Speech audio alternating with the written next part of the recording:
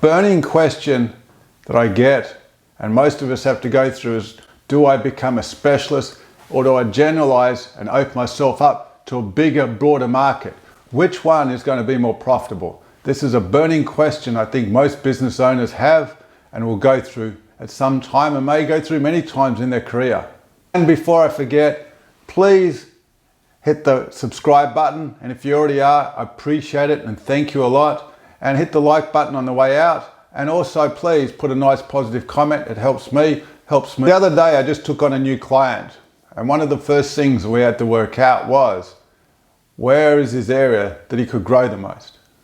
And I gave an example of, in his case, was when you go to a restaurant, do you go to a restaurant that serves all sorts of things, all sorts of menus, or do you go to a restaurant that specializes in one particular style, one particular dish, may even have one favorite dish that everyone goes for? Which one? I use that analogy to give an idea of where he wants to grow his business. Now, one of the things I find with generalizing, especially when you start out, is you really have to be a master at every one of the parts. You have to be an expert marketer. You have to know the language. You have to know the in and out of who's the big players, who's the ones that you're going to be working against, who's the one that, all sorts of areas in it, and each little part has a sub part to it, and you're trying to broaden yourself out to do this. But then you could say some big businesses have that. Yeah, but you've got to remember they've been around for such a long amount of time that this huge amount of time that they've been around has allowed them to expand. To do that right at the beginning, to become a master of all this and spread yourself thin, I believe could be very detrimental to your growth. Believing niching, specialize is very important. I know for myself, when I was in engineering back in Australia, that I specialized in heavy engineering in the mining industry. I didn't do small projects. I only did mechanical engineering for the mining industry. That was it. And I've got a reputation. I've become known. So when I was working for one client, and those clients, they were it's a niche market. Everybody talked to each other, and some of the employees would swap from one business to the next. So they knew me as a specialist in that area. So when they swapped jobs or they're talking to the others, they felt confidence because they knew my skill level that they would refer me to another one. And I knew that I had all the bits and pieces that went to it, that when they called me in, that I could produce the whole package.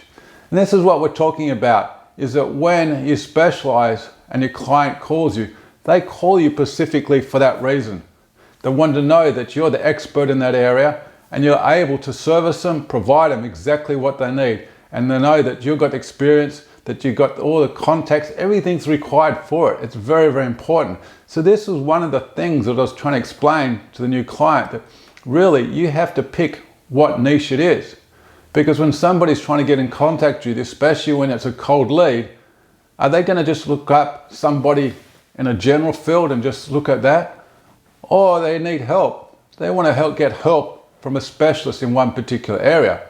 And when that person's available, that's got the skills and knows the ins and outs, and the thing is also when you get into a niche, there's little bits and pieces that most people don't even realize, the clients that call you that don't realize there's little details in there that you've actually accumulated and you become an expert at, that makes the job more effective and able to help the client out so much better. Now you look at things that you buy that is very broad. It's made to adjust and fit everything else. And it's not as specialized as whereas when you get a specialty thing, it's got all these little extra parts. It's like, for like cars, you can get aftermarket parts, and there's people that developed it, has made it so specialized that when you add it to the car, it actually changes the whole performance. Now it's the same thing with cooking. Do you get one machine that can do all sorts of whiz things? And is it going to give you the job that you really want? That one tool that you can use can make a huge difference than having something broad, which is not really made to do it. You're trying to adapt it and twist it around to get it to fit. Is a different thing. Well, there's the same thing as niching down, and especially when you're starting out and you can actually focus on this and you can keep refining and changing and adapting all what you know. Maybe later on when you become very proficient with it and understand it well, you can actually have subcategories off it that you can help people with. But remember, you've already got the skill set, you've already got the training, you've got the ability, and you're becoming profitable. So you have the profitability, which is the most vital part. But that's the whole main reason that you niche down, is so that you can become very, very profitable. And then you can add to it, and you can test it and and see back what's happening with the testing. Do I need to change it? Is this something that the market doesn't really want? Is this something I've created that the market doesn't want? So understanding the market is very important. Now, I just want to add an extra bit to it. Even though you niche down, we still have to keep an eye on the market. Is the market staying where it is, or is it moving? If it's moving around, then maybe we have to change our niche a little bit to be adaptive. We don't want to get stuck in a huge niche that nobody wants anymore. Now, the other thing is thank God we've got a lot of great tools out there that we can use to actually define our niche. Now, do we want to niche down so specifically that we reduce the market size down? But that reducing of the market size down could be extremely profitable. If it's extremely profitable, like I had back in Australia as an engineer, the super niche part worked very well.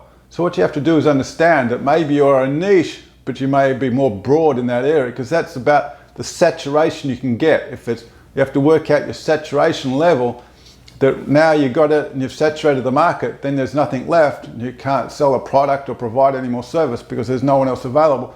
Or maybe that niche needs to be broadened out a little bit. You really have to play around with this. There's analytics that we have to understand the numbers that are available and whatnot. That's really crucial to your growth too. And I think the understanding of flexibility, of not being too rigid in one area, it can be very vital to the growth.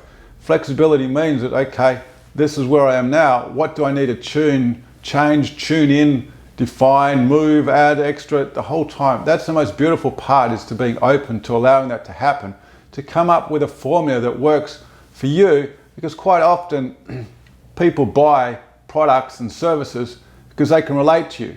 And if they can relate to you in similar ways, then that's very helpful. So you've created a niche. So you have to have in mind, is this something that I would buy? Because if it's something I buy, then more than likely someone else is. Now, there are examples you can walk down the street and say, oh, this clothing store is not for me, I don't like it. But that's not for you, that's fine. The store could be extremely profitable. The clothing store is for somebody else, and that niche could be great for somebody else. But for you, it doesn't fit, so that's fine, no problem with that. So we work on a niche that fits us. Summarize it all up, being broad or becoming a niche, which one's more effective? I think for people starting out or wanting to even get a growth, I prefer to teach them to focus on one area, because it gives you more ability to keep honing in and learning analytics and working on and defining one area. You know, if you're trying defining many areas and you've got to change, you've got to keep changing many areas at once, and it becomes repetition of keep changing it all. It takes up a lot of time and a lot of effort and a lot of thinking power to be able to do it. So I suggest focus on one thing, niche it out. Okay, you niched it out and it didn't work, that's good as well. And suit your potential clients. Thank you very much. And once again, please subscribe if you haven't already. And if you have, I appreciate it a lot.